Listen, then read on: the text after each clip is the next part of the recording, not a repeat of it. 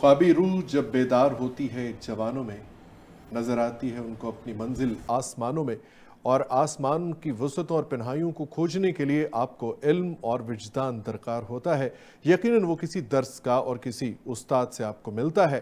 पाकिस्तान के अंदर मौजूद निज़ाम तालीम पर आज हम बात करेंगे आपके अपने प्रोग्राम बात क्या है अल्ताफ़ सुमरो के साथ। हमारे साथ स्टूडियोज़ में ज्वाइन किया है माहिर तालीम रज़ा उर रहमान साहब ने, उनके साथ मौजूद हैं डॉक्टर आतिफ गिल साहब, आप माहिर तालीम हैं, और मोहम्मद इस्माइल लगारी साहब, आप भी माहिर तालीम हैं। आप तीनों को आज के ख़ास और अहम प्रोग्राम में खुश आमदीद कहते हैं। सबसे पहले रज़ा उर रहमान साहब मेरे साथ स्टूडियोज़ में मौजूद हैं। सर, आपको आज के प्रोग्राम में भी खुश आमदीद। आप माहिर तालीम भी हैं, उस्ताद हैं, और आप बहुत सारे ऐसे हुकूमती प्रोजेक्ट्स का हिस्सा रहे हैं जिसमें करिकुलम को चेंज किया गया या डेवलप किया गया। तो सबसे पहला सवाल जो है कि पाकिस्तान के अंदर कितने निज़ाम तालीम मौजूद हैं? सुमर साहब, बहुत शुक्रिया, आपका बहुत शुक्रिया, आपने मुझे दावत दी, मैं बड़ा मशहूर हूँ आपका। जहाँ तक निज़ाम तालीम का आपने पूछा, पाकिस्तान में इस वक्त मुख्तलिफ़ निज़ाम तालीम राइज हैं, जिसमें जो बड़े बड़े हैं, एक मैट्रिकुलेशन सिस्टम हम बच्चों को पढ़ा रहे हैं, एक हम बच्चों को ओ और ए लेवल्स करवा रहे हैं, और साथ एक और जो निज़ाम तालीम चल रहा है वो दीनी मदारस का जो निज़ाम तालीम है वो चल रहा है। ये मेन तीन है, और अगर हम इसकी सब ब्रांचेस करें तो वो फिर आगे बीच में काफ़ी और ब्रांचेस ऐसी आ जाती हैं। इसमें मीडियम्स का भी फ़र्क है, और जिसके अंदर कुछ और दीगर इंटरनेशनल ऐसे एजुकेशंस हैं जो इसमें मौजूद हैं। तो वो चूँकि बहुत कम तादाद में लोग बच्चे करते हैं, तो मेरा ख्याल है कि ये तीन बेसिक हमारे निज़ाम तालीम हैं जो इस वक्त हमारे मुल्क के अंदर राइज हैं। जी, बहुत शुक्रिया। हमारे साथ मोहम्मद इस्माइल लगारी साहब वीडियो कॉल पर मौजूद हैं, अब माहिर तालीम हैं। तो सर, आपसे भी मैं पूछना चाहूँगा कि एक निज़ाम तालीम जो है वो रियासत की तरक्की में या रियासत पर किस तरह से असरअंदाज हो सकता है? जी सर, मेरी आवाज़ आ रही है? बिल्कुल, आपकी आवाज़ बेहतरीन आ रही है। मेरा सवाल ये था कि एक निज़ाम तालीम रियासत की तरक्की पर किस तरह से असरअंदाज हो सकता है? बिल्कुल, आपकी आवाज़ पहुँच रही है जी हमसे। जी, डॉक्टर आतिफ गिल साहब, यही सवाल मैं आपकी तरफ भेजूंगा। शायद लगारी साहब अभी उनके पास कुछ डिस्टॉर्शन है कि एक निज़ाम तालीम रियासत पर किस तरह से असरअंदाज होता है। जी, अस्सलाम वालेकुम। जी, वालेकुम अस्सलाम। जी हाँ जी, जी आपका क्वेश्चन बहुत ही अच्छा है, और मेन चीज जो इस टाइम, मेरी आवाज आपको क्लियर आ रही है? बिल्कुल, आपकी आवाज बेहतरीन आ रही है। जी, इसके अंदर जो मेन चीज देखने वाली है कि एजुकेशन सेक्टर स्पेशली हमारा आजकल एक तो इंफ्रास्ट्रक्चर का बहुत बड़ा इशू है, और दूसरा कल्चरल इश्यूज हैं, सिक्योरिटी कंसर्न है। तो रियासत की मेन जिम्मेदारी है कि आप बच्चों को बेसिक एजुकेशन दें। उसके अंदर हमारी बेसिक स्कूलिंग है, उसके बाद कॉलेज लेवल की एजुकेशन है, और यूनिवर्सिटी लेवल की एजुकेशन है। मगर अभी जो सबसे ज्यादा लैक आ रहा है, हमारी बेस जो है यानी रियासत उसके अंदर अपना रोल प्ले करे कि खास तौर पे जो बेसिक इंफ्रास्ट्रक्चर है जो हमारी स्कूलिंग का है वो स्ट्रांग हो। सेकंड, उसके अंदर जो सैनिटेशन का इंतजाम नहीं है, प्रॉपर लैब्स नहीं है, क्वालिफाइड स्टाफ टीचर्स अवेलेबल नहीं है। स्पेसिफिकली जो हमारी पेरिफेरीज के एरियाज हैं, खास तौर पर जैसे बलूचिस्तान है, इन जैसे एरियाज के अंदर हमारे अभी बहुत ज्यादा हमें इंफ्रास्ट्रक्चर का बहुत इशू है प्रॉपर, और स्टाफ की शॉर्टेज का इशू है, क्वालिफाइड स्टाफ अवेलेबल नहीं है, टीचर्स अवेलेबल नहीं है। इसके अलावा पंजाब में सोशल बेहतर है, बट अगेन एजुकेशन को जो बेस लेवल है हमें उसमें स्टेम को जो इंट्रोड्यूस करने की जरूरत है। और बेसिक जो अच्छा डॉक्टर साहब, मेरा सवाल थोड़ा मुख्तलिफ था कि एक निज़ाम तालीम जो है वो किसी भी रियासत की तरक्की में या उसके बाकी तमाम पहलुओं पर कितना असरअंदाज हो सकता है। और मैं यही सवाल जो है वो पूछना चाहता हूँ रज़ा उर रहमान साहब आपसे कि एक निज़ाम तालीम रियासत पर कितना असरअंदाज होता है। सर, इसकी मिसाल बिल्कुल ये ली जा सकती है कि एक घर है जहाँ पे पढ़े लिखे वालिदैन हैं और उनके बच्चे भी आगे पढ़े लिखे हैं जी, और एक घर है जहाँ पे वालिदैन पढ़े लिखे नहीं हैं तो उनके बच्चे भी आगे वैसे ही हैं। और इसी तरह जो पढ़े लिखे बच्चे हैं वो अपना मुस्तकबिल को روشن کرنے کے لیے, دنیا کے ساتھ مقابلہ کرنے کے لیے دنیا کے جو جدید پروفیشنز ہیں ان کا انتخاب کریں گے, جبکہ جن بچوں نے نہیں پڑھا یا والدین نہیں پڑھا سکے ان کے پاس پروفیشن کو چوز کرنے کی چوائس نہ ہونے کے برابر ہے, یا وہ ہے جو کہ بالکل عام ہے اور اس کی ایک لمٹ ہے, وہ اس لمٹ سے وہ آگے نہیں جا سکتا. اسی طرح ریاست کو اگر چاہتی ہے کہ ہم اپنے آپ کو الیبوریٹ کریں, ڈیولپڈ کنٹریز کے اندر اپنے آپ کو شمار کریں, دنیا کے بڑے ممالک کے ساتھ اپنے آپ کا اپنا موازنہ کریں, تو اس کو اپنے اسٹرکچر کو, ایجوکیشنل اسٹرکچر کو, ایجوکیشنل ایکیڈیمکس کو اس لیول پہ لے کے آنا پڑے گا کہ وہ دنیا کے ساتھ اپنے آپ کا موازنہ کرتے ہوئے وہ یہ بات ثابت کر سکے کہ ہم اچھی ایجوکیشن پرووائڈ کر رہے ہیں. کتنے بچے جو ہیں اسکول جانے کی عمر کے وہ آؤٹ آف اسکول ہیں, اسکول سے باہر ہیں؟ سر اس وقت جو لاسٹ ڈیٹا آیا تھا, اسٹیٹسٹکس جو آئے تھے, وہ تو اس میں تقریباً 26 ملین بچے پورے ملک سے اس وقت جو ہیں اسکول آؤٹ آف اسکول ہیں, اور اس میں ایک بڑی تعداد جو تقریباً 10 ملین ہے وہ پنجاب سے ہے, اور پنجاب جو کہ ایک بہت بڑا صوبہ ہے, اس میں آلریڈی 9.6 ملین کے قریب پنجاب سے بچے آؤٹ آف اسکول ہیں, جو اسکول جانے کی عمر میں ہیں لیکن وہ اسکول سے باہر ہیں, اسکول میں نہیں جا رہے. اور 26 ملین بچے ہیں جو پورے پاکستان سے آؤٹ آف اسکول ہیں, اور 10 ملین بچے ہیں جو پنجاب سے آؤٹ آف اسکول ہیں. اور پنجاب چونکہ ایک بڑا صوبہ ہے, اس میں تقریباً 12 کروڑ کی آبادی ہے, تو یہ اس کو بہت بڑا ایک سسٹم چاہیے ان کو مینیج کرنے کے لیے. اسی طرح جیسے آپ نے پہلے ڈاکٹر صاحب نے بتایا, ڈاکٹر عاطف صاحب نے, کہ بلوچستان میں بھی ایک بہت بڑی تعداد ہے جو بچوں کی آؤٹ آف اسکول ہے, تقریباً 30 لاکھ بچے ہیں جو آؤٹ آف 3 ملین بچے ہیں جو آؤٹ آف اسکول ہیں. سندھ میں بھی آؤٹ آف اسکول ہیں, KPK میں بھی, گلگت بلتستان میں بھی. تو یہ جو ہمارا سارا سسٹم گورنمنٹ کا ہے یہ لیک کرتا ہے سب معاملات میں, اور اس کی ایک بہت بڑی ریزن یہ ہے کہ ہمارا جو ایجوکیشن بجٹ ہے. ایک سروے کے مطابق ڈاکٹر صاحب 27.96% بچے جو ہیں بلوچستان میں وہ آؤٹ آف اسکول ہیں, یعنی تقریباً نصف جو بچوں کی تعداد ہے وہ آؤٹ آف اسکول ہے. اس کی ریزنز پہ بھی بات ہم کریں گے, لیکن چونکہ ہم کلیکٹیولی کریکولم پہ اور نظام تعلیم پہ بات کر رہے ہیں, لغاری صاحب دوبارہ سے ہمارے ساتھ لائن پر موجود ہیں. آپ سے سر میں یہ پوچھنا چاہتا ہوں کہ یکساں نظام تعلیم, پچھلے دنوں ہم نے سنا کہ سنگل نیشنل کریکولم, تو کیا وہ فائدہ مند تھا؟ کیا وہ قوم کے لیے بہت اچھا تھا, بچوں کے لیے بہت اچھا تھا, اسٹوڈنٹ کے لیے بہت اچھا تھا؟ اس کے نتیجے میں کیا ہونا تھا جو نہیں ہوا, اور کیا اس میں کمی کوتاہی رہ گئی؟ شاید ان کے ہاں ڈسٹورشن ہے کچھ. یہی سوال میں عاطف گل صاحب آپ سے کروں گا. آپ چونکہ یونیورسٹی میں بچوں کو پڑھا رہے ہیں, تو یونیورسٹی لیول پہ اب آپ سے یہ سوال ہے کہ کون کون سے ایسے مسائل ہیں جو یونیورسٹی میں آپ دیکھتے ہیں کہ بطور ایک استاد اور بطور ایک ایڈمنسٹریٹر آپ دیکھتے ہیں کہ وہ مسائل کا حل ہونا بہت ضروری ہے تاکہ پاکستان عالمی سطح پر تعلیمی میدان میں دوسری تمام اقوام اور ملکوں کا مقابلہ کر سکے؟ جی بہت شکریہ. سب سے پہلے جو ابھی آپ کا ایک کوشچن تھا کہ ایجوکیشن سیکٹر جو بیسیکلی ہے اس کا ریاست کے اوپر اس کی اکانومی میں ریڑھ کی ہڈی ہے, کیونکہ دیکھیں جتنی بھی انوویشن ہے, آپ کی جتنی ڈیولپمنٹ ہے, اگر آپ کے پاس اسکل ورک فورس ہوگی, اسکلڈ پیپل ہوں گے, وہ انوویشن کریں گے جس سے آپ کی اکنامک گروتھ بڑھے گی اور آپ کی اوور آل ڈیولپمنٹ بڑھے گی. اب جتنے بھی ترقی یافتہ ملک دیکھ لیں اس کے اندر ایجوکیشن کا مین رول ہے. جیسے ابھی ملیشیا میں دیکھ لیں, حالانکہ ایشین کنٹریز میں ہے, they develop due to education. Literacy rate بہت اچھا ہے, ان کی جو اسکل ہے بہت زیادہ ہے. انہوں نے ملیشیا کا ماڈل میں آپ کو پیش کرتا ہوں کہ انہوں نے کیا کیا کہ اپنے جتنے بھی یوتھ تھی ان کو انہوں نے باہر بھیجا اچھی یونیورسٹیز میں پڑھنے کے لیے, جیسے MIT ہے, جیسے آکسفورڈ ہے, ہارورڈ ہے. انہوں نے وہاں ٹائم اسپینڈ کیا اور then they come back to their country. انہوں نے کلیدی رول دیے مختلف شعبوں کے اندر, ذانی زراعت کے اندر, انہوں نے سائنس کے اندر. اب انہوں نے ان انڈسٹریز کو بوسٹ کر دیا, ساتھ انہوں نے انڈسٹری کو لنک کیا اکیڈیمیا کے ساتھ. تو ابھی جو ہماری یونیورسٹی میں جو آپ کا یہ کوشچن ہے یہ بھی بہت اچھا ہے کہ اس ٹائم جو مین آپ سمجھ لیں کہ ایشو ہے وہ انڈسٹری اکیڈیمیا لنکیجز کا نہ ہونا ہے.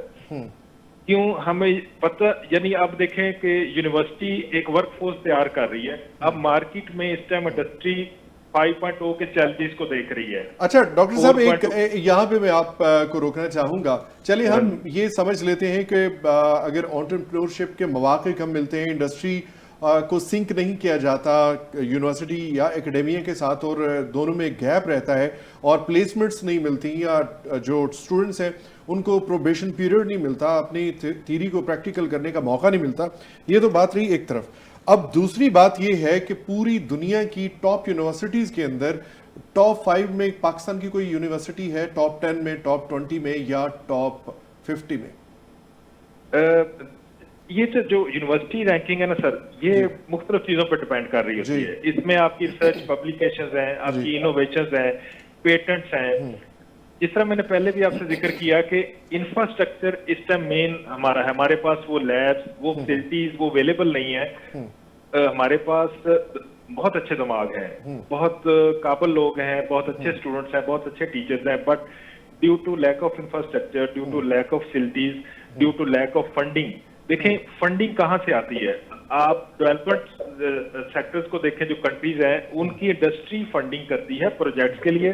اس میں ٹیچرز انوالو ہوتے ہیں، پروفیسرز انوالو ہوتے ہیں، یونیورسٹی اس کے اوپر کام کرتی ہے. جیسے آپ کووڈ کی ویکسین دیکھ لیں، وہ کیسے بنی، اس میں انڈسٹری نے فنڈنگ کی.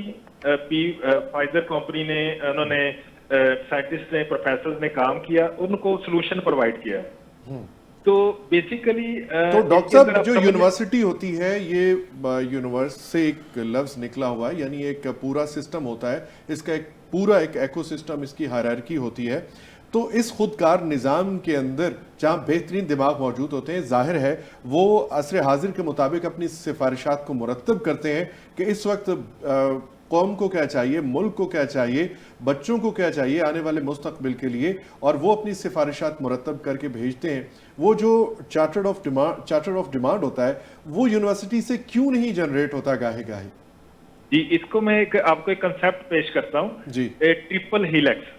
یہ ایک ایسا کنسیپٹ ہے جو جرمنی، ڈیولپ کنٹریز کے اندر یوز ہو رہا ہے. ٹرپل ہیلکس میں کیا ہوتا ہے، مین 3 پلرز ہوتے ہیں. جی، ایک آپ کا اکیڈیمیا، ایک آپ کی ایڈمنسٹریشن مینجمنٹ گورنمنٹ، اور تھرڈ آپ کی انڈسٹری.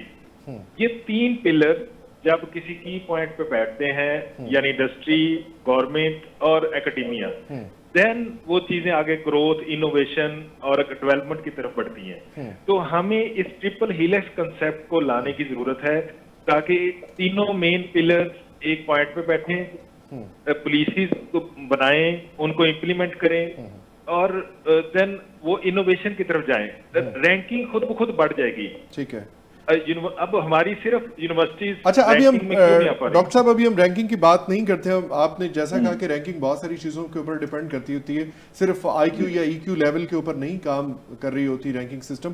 تو چلے ہم اس کو کنسیڈر کر لیتے ہیں کہ ہمارے پاس بہترین دماغ موجود ہیں، بہترین پڑھانے والے اور سکھانے والے موجود ہیں. یہی سوال ڈاکٹر صاحب آپ کی طرف سے، رضا الرحمان صاحب آپ کی طرف، کہ جو یونیورسٹی ہے، جو پورا ایک الگ سسٹم ہوتا ہے جس میں وہاں سے سفارشات مرتب کر کے کیوں نہیں بھیجی جاتی، یا اس کو کیوں نہیں اس کا اظہار کیوں نہیں کیا جاتا، یہ بتایا کیوں نہیں جاتا؟ سر سوم صاحب بہت شکریہ، اور بڑا امپورٹنٹ کوشچن ہے، اور میرا حال ہے پہلی دفعہ اسکرین پہ آ رہا ہے. اس میں ایکچولی جو سر نے جیسے بتایا، گل صاحب نے بتایا کہ اس میں آپ کے ساتھ اکیڈیمیا، گورنمنٹ اور آپ کا جو تھرڈ جو انہوں نے سیکٹر بتایا، یہ تینوں مل کے کام کرتے ہیں. انڈسٹری، گورنمنٹ اور اکیڈیمیا. جی، اچھا جی. اب جو بیسیکلی اکیڈیمیا ہمیشہ جو اپنا پرپوزل پیش کرتی ہے وہ تھرو ایسوسیشن کرتی ہے. ٹھیک ہے. اسی طرح پاکستان میں بھی ایک ایسوسیشن بنی ہوئی ہے جو یونیورسٹیز کو ریپرزینٹ کرتی ہے.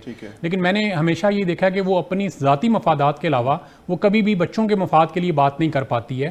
وہ فیسوں کے معاملے میں بات کرتی ہے، وہ سیٹس کی بات کرتی ہے، لیکن اکیڈیمیا کے لیے آنے والے دور میں بچوں کو جس طرح سے انڈسٹریلائزیشن کے ساتھ، انڈسٹری کے ساتھ اٹیچ کرنا ہے، اس کے اوپر وہ بات نہیں کر پاتی ہے. بلکہ یہ ضرور بات ہوتی ہے کہ آپ یونیورسٹیز جو بچے تیار کر رہے ہیں، جس ایسوسیشن کی بات آپ کریں کہ وہ اپنے کیڈر یا اپنے کلب کے لوگوں کے مفادات کی بات کرتے ہیں، نہ کہ وہ اسٹوڈنٹس کی بات کرتے ہیں. ایکچولی ایسوسیشن کا کام تو یہ ہوتا ہے کہ وہ پرپوزلز جنریٹ کریں، اپنے پوری اکیڈیمیا سے پرپوزلز جنریٹ کریں، اچھے دماغوں سے، ایسے ٹیلنٹڈ لوگوں سے جو اس کو مزید ایڈوانسمنٹ میں لے جا سکتے ہیں اور ماڈرن دور کو سمجھتے ہیں.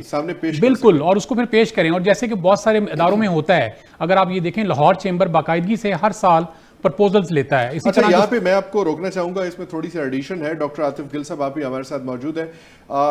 یہاں پر ہمارے پاس بہت سارے ڈگری ہولڈرز موجود ہیں، بہت سارے بیچز جو ہیں وہ پاس آؤٹ ہو کے نکلتے ہیں ہر سال یونیورسٹی سے. لیکن اگر آپ کسی بھی انڈسٹریلسٹ سے بات کر کے دیکھ لیں، کسی بزنس مین سے بات کر کے دیکھ لیں، تو وہ کہیں گے کہ ہمیں کام کا ایک بندہ بھی نہیں ملتا. اس کی کیا وجہ ہے؟ سر بیسیکلی جب آپ ایکچولی ہماری اکیڈیمیا اور انڈسٹری آپس میں الائن نہیں ہے.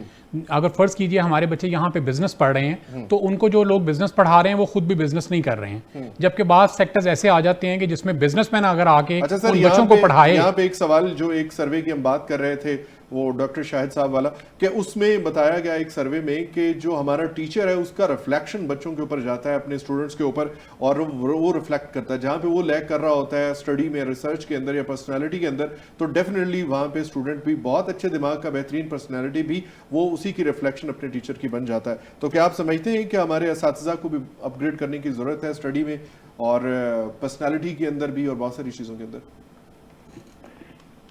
جی اس پہ میں جواب دینا چاہوں گا. جی پلیز.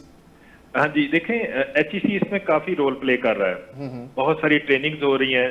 ابھی بھی ایچ ای سی نے فیکلٹی ڈیولپمنٹ میں بہت ساری یونیورسٹیز اسپیشلی جو جیسے ساہیوال ہے, جیسے ملتان ہے, جیسے اکاڑا ہے, ان جیسے سٹیز کے اندر انہوں نے ورکشاپس کرائی ہیں فیکلٹی ڈیولپمنٹ کے لیے, ان کو اپ گریڈ کیا ہے لیٹسٹ چیزوں سے.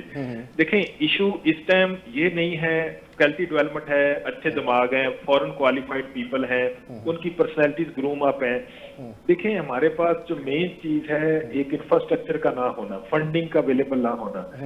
یہ جب تک دیکھیں ایک ٹیچر کو اپنی اس کو کچن سے آپ سمجھ لیں اس کا دماغ نہیں نکلے گا تو وہ بچوں کی کیا ڈیولپمنٹ کر پائے گا.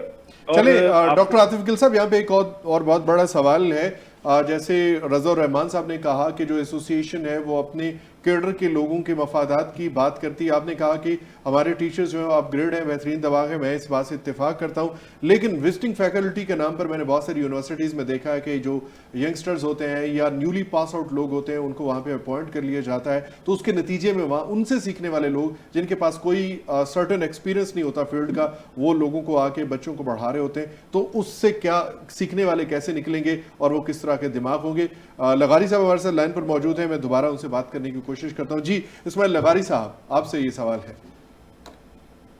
سر میرا جو لاسٹ ایکسپیرینس ہے وہ Mir Chakar Khan Rind university of technology D G Khan سے ہے. جی تو سر بالکل آپ کی بات ٹھیک ہے کہ جو پرماننٹ فیکلٹی ہے ان کے لیے تو مطلب مواقع موجود ہیں ان کے ڈیولپمنٹ کے لیے, ان کے ٹریننگز کے لیے, لیکن جو وزٹنگ فیکلٹی ہے ایک تو اتنے سورسز نہیں ہے کہ نا کہ ہم مزید جو فیکلٹی ہے وہ ہائر کریں. تو اس کے لیے جو وزٹنگ فیکلٹی آتی ہے کوشش یہ رہتا ہے کہ وہ ان کو سلیکٹ کیا جاتا ہے جن کے پاس آلریڈی ایکسپیرینس ہے. ٹھیک ہے, لیکن یہ ہے کہ پرابلم پھر بھی وہاں گیپ ہے, جو گیپ کافی عرصے سے اس کو فل نہیں کیا جا رہا. ایک بڑا ایک گیپ اس کو بریج کرنے کی ضرورت ہے کہ اگر بجائے آپ وزٹنگ فیکلٹی کی سر ذمہ داری نہیں ہوتی, اگر رزلٹ ٹھیک نہیں آیا, اگر اس نے سبجیکٹس میں بچے فیل ہو گئے, چاہے وہ جیسے بھی رزلٹ آئے گا, تو اس کے لیے کوئی سزا جزا کی کوئی کیٹیگری نہیں ہے ہمارے پاس. سر میں آپ کو بتا سکتا ہوں بہت ساری یونیورسٹیز سے پاس آؤٹ جو اسٹوڈنٹس ہیں اگر وہ کمپیوٹر سائنسز کے لوگ ہیں, سافٹ ویئر انجینئر ہیں, تو ان کو سافٹ ویئر کے بارے میں بالکل پتہ نہیں ہوتا. وہ باہر مارکیٹ سے اپنے فائنل پروجیکٹس بنوا رہے ہوتے ہیں اور ان کو پریزنٹ کر رہے ہوتے ہیں, اینڈ سم ہاؤ وہ مینج کر لیتے ہیں, پاس آؤٹ کر لیتے ہیں, ڈگری ہولڈر ہو جاتے ہیں, وہ کمپیوٹر انجینئر ہوتے ہیں یا سافٹ ویئر انجینئر ہوتے ہیں, but they don't know even کہ کیسے سافٹ ویئر کو ڈیولپ کرنا ہے یا کیسے کمپیوٹر سائنسز کی مینجمنٹ کرنی ہے. اور اگر انہی کو آپ ہائر کر لیتے ہیں کچھ دنوں کے بعد یونیورسٹی میں وزٹنگ فیکلٹی پہ, تو وہ آگے آنے والے جو سامنے اسٹوڈنٹ بیٹھے ہوتے ہیں ان کو کیا ڈیلیور کر رہے ہوں گے,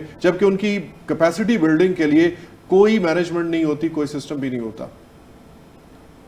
دیکھیں بات یہ ہے سر کہ اگر آپ ایک یونیورسٹی سے بچے پڑھا رہے ہیں, وہاں پہ گریجویٹ ہو جاتے ہیں اور وہ گریجویٹ نکل آتے ہیں, آپ کے پاس جو نظام تعلیم ہے, اگر آپ ان بچوں کو, اگر آپ ان گریجویٹس کو اپنے نظام تعلیم یا اپنے ساتھ نہیں ملاتے, تو یہ سمجھے کہ آپ اگر لاسٹ ہیں, تو اگر آپ ہی نہیں رکھ رہے ہیں ان بچوں کو, تو وہ پھر یونیورسٹی کا کیا فائدہ. وہ تو بچے یہی کہیں گے کہ سر ہمارے جہاں سے ہم نے گریجویٹ کی ہے, کم سے کم ہمیں وہاں بھی تو جو ہے نا وہ موقع دے دیا جائے.